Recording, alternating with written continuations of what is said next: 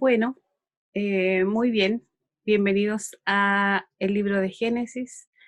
Yo estoy muy feliz de poder enseñar por primera vez en la escuela online, y espero que sea de bendición para usted como lo ha sido para mí el poder leer este libro tan precioso que a veces causa tanta lucha en la mente, tanta lucha en el corazón, en el espíritu, pero que por supuesto porque es muy de mucho, ¿no? Yo creo que todos los libros de la Biblia son muy importantes, pero los inicios de todo, creo que hay una relevancia súper fundamental para nuestra vida y para lo que queremos hacer y para respondernos las preguntas de la vida. Así que, bueno, vamos a comenzar orando y vamos a pedir que el Espíritu Santo pueda guiar este tiempo.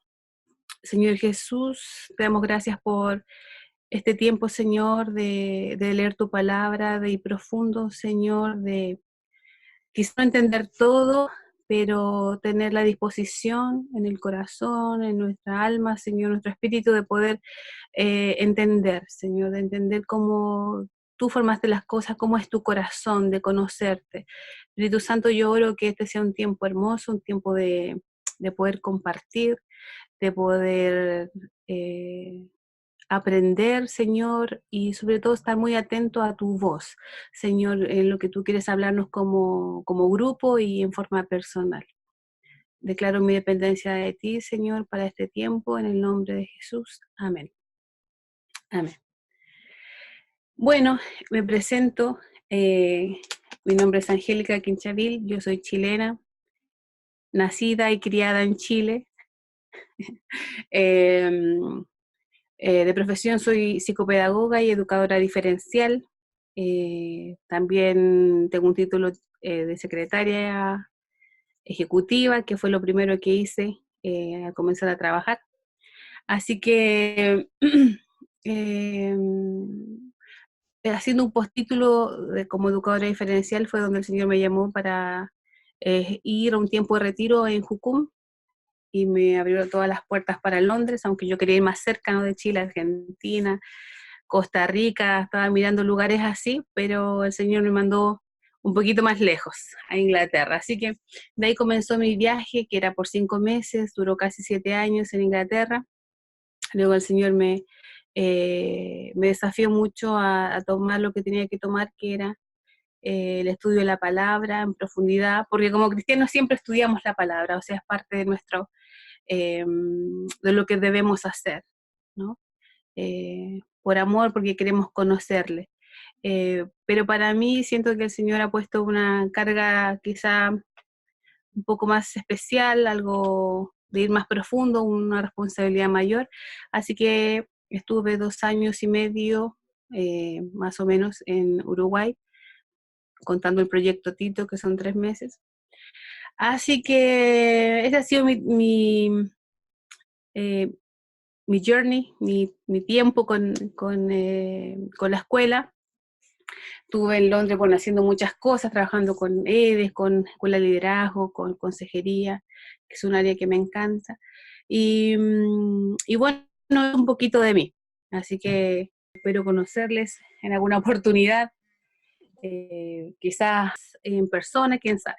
El Señor siempre nos junta a los jucumeros.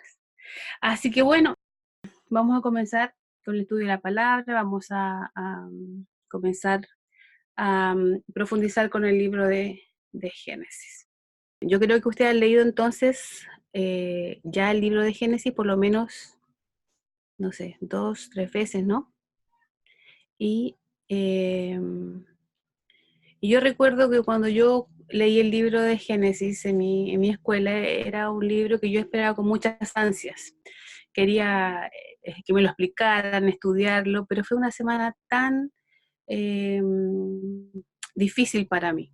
Como pasaron muchas cosas que me confrontaron el corazón, situaciones, incluso algunas cosas que no tenía idea por qué estaban pasando, pero después yo entendí que era el Señor promoviendo muchas cosas a través de este libro, porque sabemos que el estudio de la palabra es no solamente estudiar un libro como estudiaríamos cualquier otro, que nos pide la universidad o algo así, no, es algo muy poderoso, y por eso la importancia, ¿no?, que le damos a buscar al Señor, a no tomarlo como el estudio de un libro porque tengo que graduarme, sino estudiarlo, meditarlo y profundo, porque Dios quiere hacer algo a través de su palabra en mi corazón, en mi vida, liberar cosas quizás. Así que vamos a comenzar. El libro de Génesis, el título es otorgado por la Septuaginta, viene de la palabra griega geneseos, que significa origen, fuente, generaciones. Es por eso que vemos en Génesis 2.4, Génesis 5.1 y en muchos versículos, frases como las que voy a nombrar, y después ustedes van a tener el PowerPoint, frases como estos son los orígenes de, o este es el libro de las generaciones de, estas son las generaciones de, estos son los descendientes de, estos son los linajes de, esta es la historia de la familia de. Entonces, tiene que ver con el origen de las cosas. Los hebreos lo llaman Bereshit, que significa en el principio, y porque son las primeras palabras del libro. Siempre los libros en el Pentateuco se ponían en la primera frase de cómo comenzaba el libro. Así que en este caso es en el principio. Yo hablaba de la Septuaginta y yo me acuerdo que en mi escuela yo no entendía qué era la Septuaginta. Entonces, en el PowerPoint que yo les voy a enviar, va a aparecer ahí para que lo lean.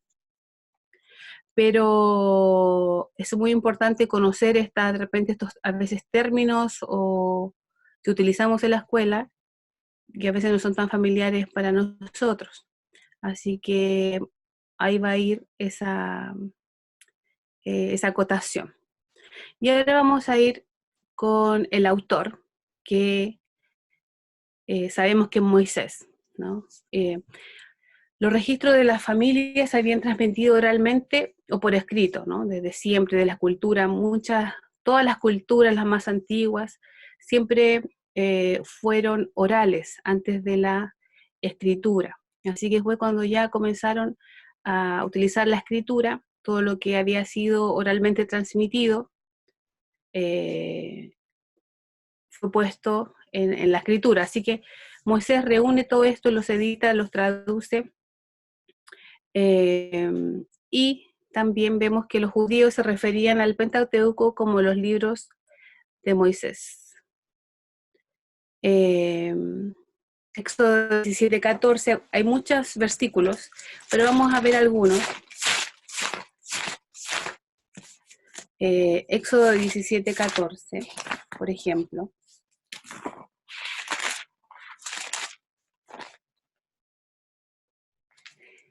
Y Jehová dijo a Moisés, escribe esto para memoria de un libro, y di a Josué que raeré de toda la memoria de Amalek de debajo del cielo. Lo importante aquí es que Jehová dijo a Moisés, escribe esto para memoria de un libro. Deuteronomio 31:9.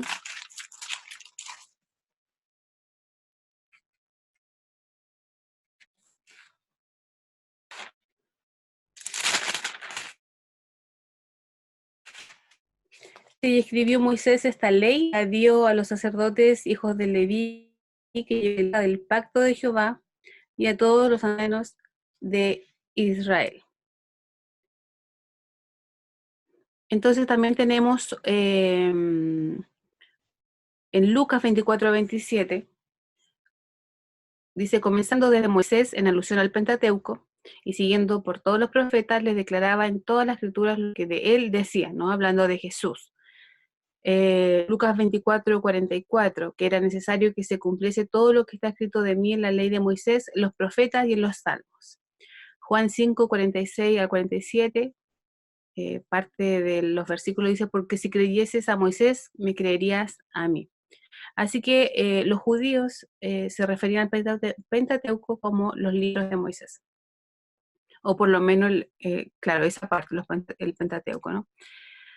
Así que tenemos ahí también en el PowerPoint que yo les voy a dejar, hay varios versículos para que los puedan revisar.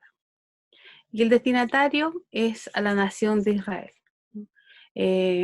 para la nación de Israel que se estaba formando, era necesario que ellos tuvieran una unidad étnica, política y teológica de su región, de su país, de donde ellos iban a estar. También ellos necesitaban conocer las preguntas fundamentales de la vida, de dónde vienen, ¿no? Es una pregunta muy típica y cada nación necesita saber de dónde viene, quiénes son sus padres, ¿no? Eh, y de eso vamos a hablar un poquito después. La historia pudo haberse recibido como revelación directa, ya que Moisés tuvo contacto inmediato con Dios. En Éxodo 33:11 y Deuteronomio 34:10 nos habla de que él veía al Señor cara a cara.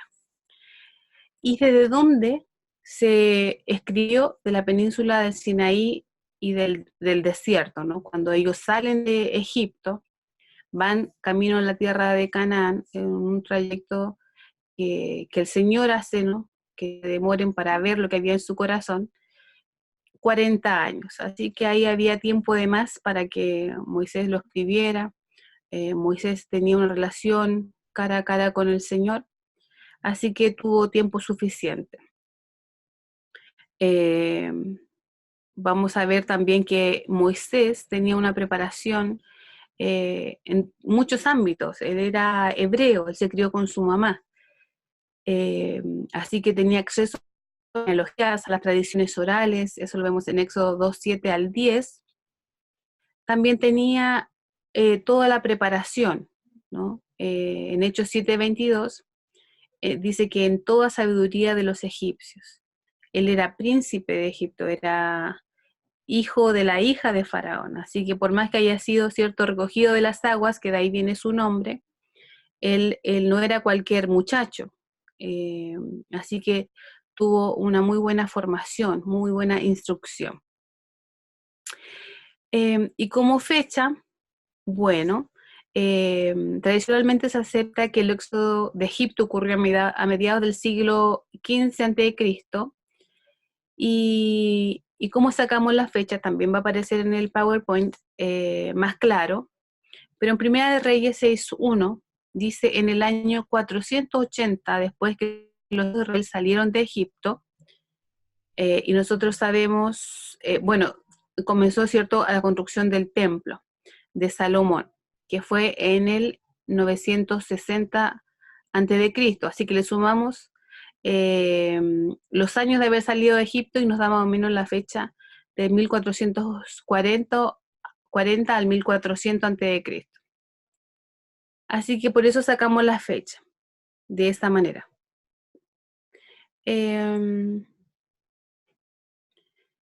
Entonces es importante mencionar que ellos estaban preparando para entrar a la tierra que Dios les estaba dando. Ellos tenían que estar listos para expulsar a los habitantes cananeos de sus hogares y propiedades, porque era una tierra que Dios le daba, una tierra que Dios prometió a los patriarcas, ¿no? Una tierra que fluía leche y miel, una tierra buena, abundante, y tener su nación especial, una nación diferente. Necesitaban ellos, como ya había dicho, tener esta identidad clara como individuos, como pueblo de Dios y como nación. También ellos necesitaban conocer cuál era el contexto y la historia de sus enemigos. Habla bastante ahí de los enemigos y de dónde vienen, ¿no? Cam, el padre de Canaán, por ejemplo. Y el género literario, esto es muy, muy importante. El método literario es narrativo, se cuentan historias, y a propósito, no se hace juicio de valores, creo que ya lo han visto, no hay juicio de valores, no decimos, uy, qué malo que pasó esto, qué bueno que pasó esto. Nosotros ya cuando vemos el pasado, presente y futuro, porque ya hay muchos años atrás de que esto se escribió, podemos ver qué es lo que sirve y lo que no nos sirve, qué es lo que fue una buena decisión y qué es lo que fue una mala decisión. Pero Moisés, al escribir esto, él no hace un juicio de valores, sino él narra historia, ¿no? También es biográfico porque habla, por ejemplo, de José, de su familia, ¿no? Y hay muchos casos donde habla acerca de un personaje principal, explicando lo que pasa, su vida, su familia, lo que pasó, ¿no? En el caso de José, por ejemplo, que ocupa varios capítulos para explicarlo. También es histórico porque es lo que pasó en la historia de la nación de Israel. Cada nación de donde ustedes provienen, en mi caso de Chile, nosotros tenemos la historia de Chile. Sabemos quiénes han sido nuestros padres, con quiénes, contra quiénes pelearon, la parte buena, la parte mala, lo que ganamos, lo que perdimos. Eso es importante saber para una nación. Y lo importante acá es que dentro de su narración hay estilo poético y se utilizan recursos poéticos y recursos literarios, por ejemplo, como la metáfora. Y lo que yo quiero eh, que noten como importante es que la literatura hebrea es muy simbólica e ilustrativa. Entonces, por ejemplo, la palabra vida para los hebreos, tal como es, sino son simbólicas y son ilustrativas.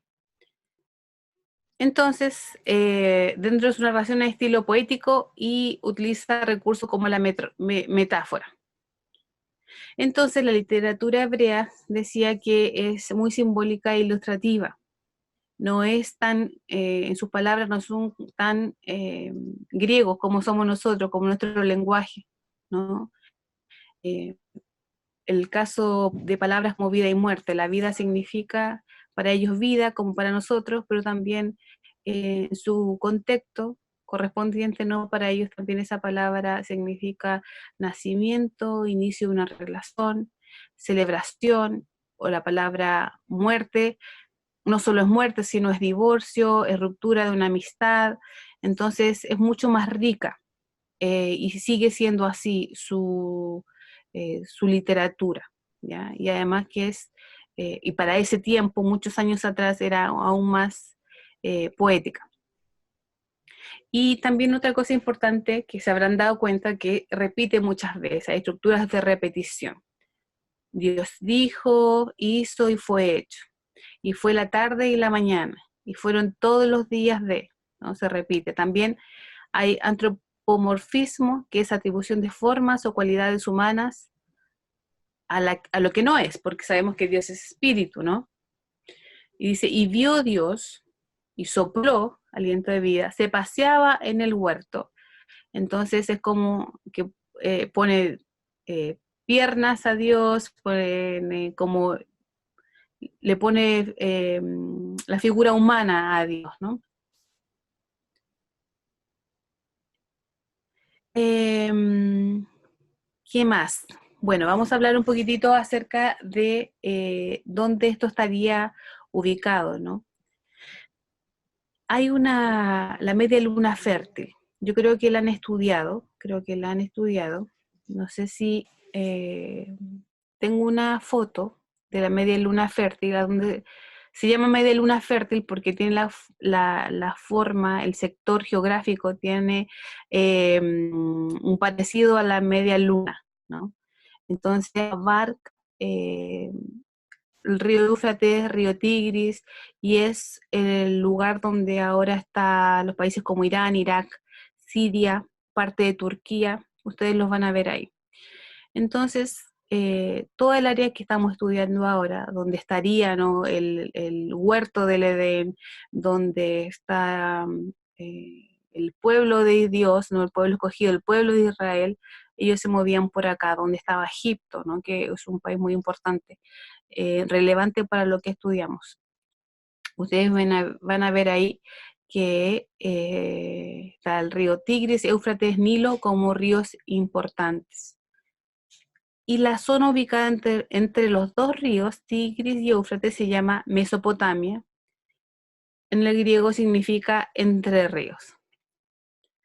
Y eso podemos aclarar algunas dudas, quizá, o meternos un poquito más en la parte geográfica más adelante, pero vamos a dar esta pincelada. Y bueno, y la importancia, porque estudiamos Génesis, nos revela muchas cosas, nos revela los orígenes del universo, los principios del tiempo y del espacio, eh, muchos de los inicios en la experiencia humana, tales como el matrimonio, la familia, las plantas, animales, el inicio o la caída, ¿no? La desobediencia, el inicio del pecado, el inicio de la redención, el juicio, el inicio de las naciones, el inicio del trabajo, por ejemplo. Eh, Acá hay fundamentos teológicos que son revelados, los cuales incluyen conceptos como la Trinidad, el hombre creado a semejanza, el libre albedrío, la redención, pacto, promesa, también Satanás y los ángeles. Y creo acá que es muy importante, algo que yo me estuvo hablando mucho y también por algunas experiencias que tuve esta última semana estudiando Génesis, acerca del libre albedrío, ¿no? Hay conceptos y teológicos, ¿no? De hombres que han estudiado, que han querido entender más la Biblia y todo, pero eh, que cuando sacan el libre albedrío ya todo cambia, su percepción de la vida cambia. Por ejemplo, me encontraba con una posición calvinista, que la verdad es que yo no la tenía muy clara, tampoco me había interesado mucho en aprenderla, pero conversé con una persona con esta forma de ver la cosa. Entonces, al final, él me discutía muchas cosas, eh, pero yo llegué al punto y le dije, mire, nosotros tenemos diferentes visiones, pero parte de una principal, en que yo creo que Dios le dio al hombre la libertad de elegir, el libre albedrío. Entonces, partiendo de eso, de esa base, si nosotros tenemos esa base bien clara, la estudiamos, pedimos la guía del Espíritu Santo, ¿no? Teniendo eso ya claro, nosotros vamos a tener un buen fundamento. Porque pasa que después, cuando él tiene este fundamento de decir, no, no, Dios ya nos predestinó, entonces nosotros no tenemos eh, nada que decidir. Pero eso es lo que no es lo que nos muestra Génesis. Entonces, cuando yo le hablaba de Génesis, y que justo estaba estudiando Génesis, eh, él solo lo evadía, no entró en el libro de Génesis. Y Génesis es un libro, como decía al comienzo, muy importante. Es fundamental cuando tú quieres entender por qué tu familia tiene un patrón de vida o tiene u otro patrón de vida que es diferente al de otro. Tú quieres entender por qué pasan ciertas cosas que se repiten y se repiten en tu familia. Tú tienes que volver a los orígenes de dónde salió tu familia, de dónde viene, quiénes son sus padres, cómo ha sido su cultura, ¿no? Nosotros que vivimos en Jucum podemos ver eso claramente cuando trabajamos y tenemos compañeros que amamos, ¿cierto? Pero que a veces tenemos algunas dificultades de entender cuando son latinos, cuando son europeos, cuando son de Sudáfrica, asiáticos, tienen una cultura eh, que nos hace ver la vida diferente. Pero cuando nosotros queremos entender nuestra familia y de dónde venimos, necesitamos ir a los orígenes. Y esto es lo mismo, para que nosotros no seamos desviados, no seamos llevados por corrientes, como dice Pablo, de la mente solamente, porque claro, tenemos que pensar, somos seres que el Señor nos hizo inteligente, pero necesitamos también saber por qué creemos lo que creemos, en qué creemos, y Génesis es fundamental. Entonces yo le animo a que este libro lo tomen lo abracen con mucha pasión, con mucho amor, eh, porque habla de los orígenes de todas las cosas. Así que si nosotros queremos, por ejemplo, saber dónde hay una falla, no sé, por ejemplo, compramos un hervidor de estos eléctricos. No, yo nunca leo los manuales, no me gusta leer los manuales, tengo que leerlo, es medio latino, no leo los manuales. así, ¿no? Ya sé nomás, sí, veo cómo es y funciona. Cuando hay problema, entonces empiezo a ver el manual cómo es y vamos al comienzo, a los orígenes, o cuando en consejería tenemos algún problema. Hay una persona que dice, mira, este patrón de conducta y no lo puedo dejar. Bueno, vamos a ver qué pasó, vamos a preguntarle al Señor qué pasó, ¿no? Y muchas veces nos revela cosas muy, que están en nuestra memoria quizás o borradas de nuestra niñez y que el Señor quiere sacar a la luz para sanar y cambiar, ¿no? A nuestra vida adulta. Entonces, por eso que la importancia de este libro es muy grande. Y desde el comienzo el hombre ha tenido la oportunidad de escoger, ¿no? Confiar en la sabiduría de Dios o confiar en la sabiduría que le daba el comer un fruto, ¿no? Nosotros manzana, no sé si en otros países dicen hay otra fruta, pero por lo menos en Chile y parte de Sudamérica siempre se nos enseña que era una manzana, pobre manzana. eh, Así que el Génesis nos da estas respuestas que están en lo más profundo de nuestro ser, ¿no? Necesitamos responder estas preguntas que son súper necesarias para conocer al Dios que servimos y conocernos a nosotros. Entonces, la importancia de este libro es de suma importancia, ¿no? Entonces estábamos viendo que nos revela el origen del universo, nos revela fundamentos teológicos que son revelados, incluyendo el libre albedrío, ¿no? La redención, y en la redención traza el inicio de la obra redentora de Dios con la humanidad. Después que Adán y Eva pecaron, entonces la redención va a ser absolutamente necesaria. Génesis 3:15, ¿no?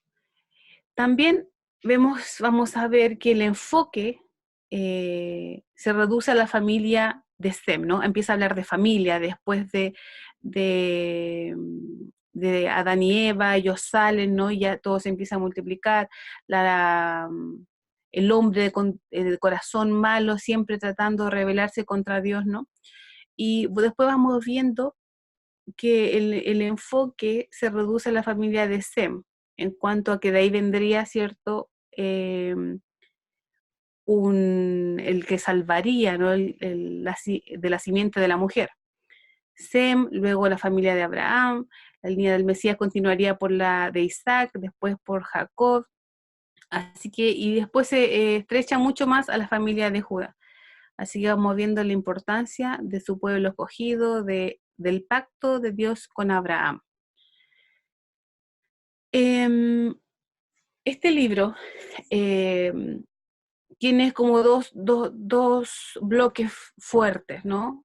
Del 1 al 11, del capítulo 1 al capítulo 11, y a una escala más grande establece un mensaje singular de la persona y obras de Dios, hablando de la relación de Dios con su creación, la gracia de Dios abundante que cada vez es dada, aunque el ser humano de corazón malo, ¿no? De tendencia al mal, siempre está desobedeciendo de forma deliberada a Dios y, y el Señor siempre está ahí, ¿no? Con una abundante gracia, que esa gracia siempre decimos que la vemos en el Nuevo Testamento, ¿no? Que ahí es mucho más evidente cuando vemos ahí a nuestro Señor Jesucristo haciendo este pacto de gracia, pero realmente vemos la gracia también desde el comienzo, cuando expulsa a Adán y a Eva del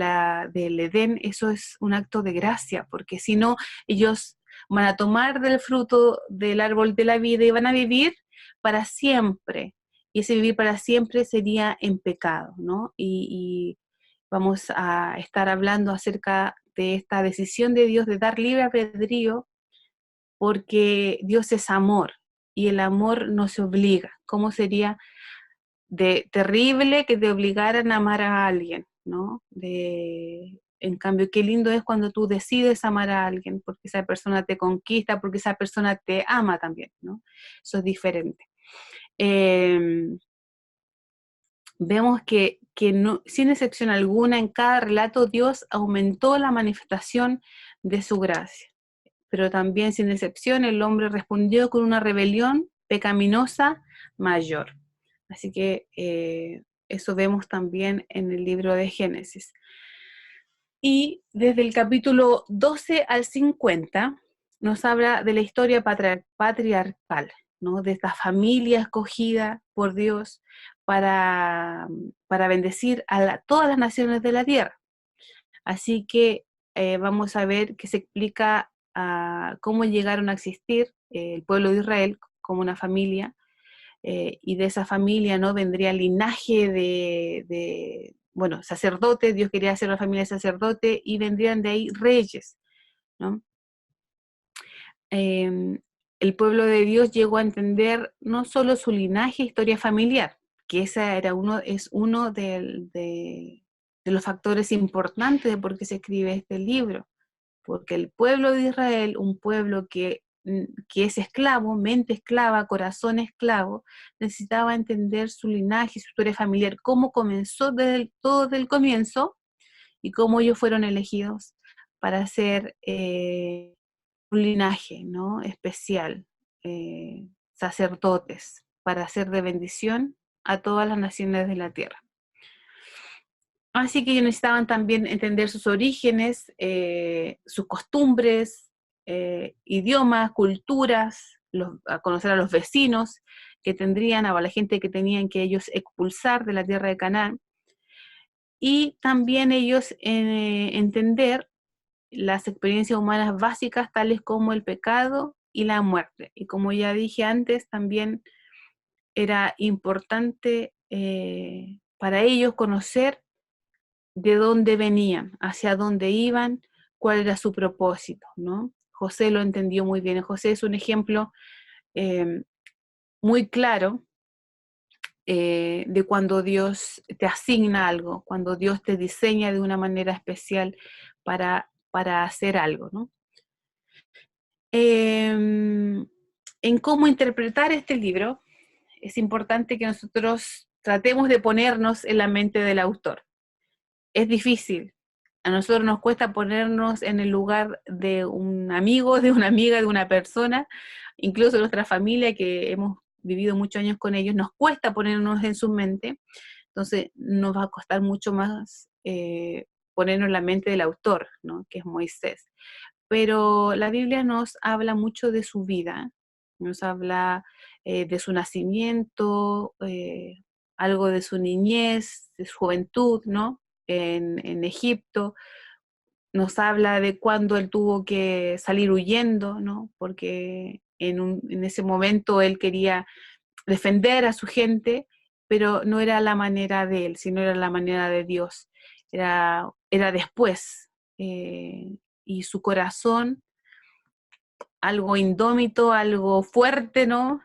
Muy de justicia propia, necesitaba ser pulido, necesitaba ser hecho a la manera de Dios. Así que él se va a hacer pastor, a trabajar con las ovejas, que las ovejas, me han contado, yo nunca he sido pastora de ovejas, pero creo que las ovejas son muy porfiadas, ¿no? Ahí siempre anda unas por ahí que quieren hacer lo que quiere, así que los pastores tienen que andar detrás de ellas, a veces hasta le quebran la patita cuando son muy porfiadas. Y también yo me aburriría, personalmente yo me aburriría siendo pastora de ovejas, o sea, todo el día ahí cuidando las ovejas. Medias tontitas, dicen, tontitas que son, dicen algunos por ahí. Entonces Dios finalmente estaba moldeando el corazón de Moisés para hacerlo a su manera, ¿no?, a su forma. Y eso me habla mucho a mí de cosas que a veces he querido hacer a mi manera y que parecen muy buenas, pero Dios quiere hacerla a su forma, a su manera, y necesita moldear el corazón, necesita darnos un corazón más humilde, un corazón que dependa de Dios, un corazón que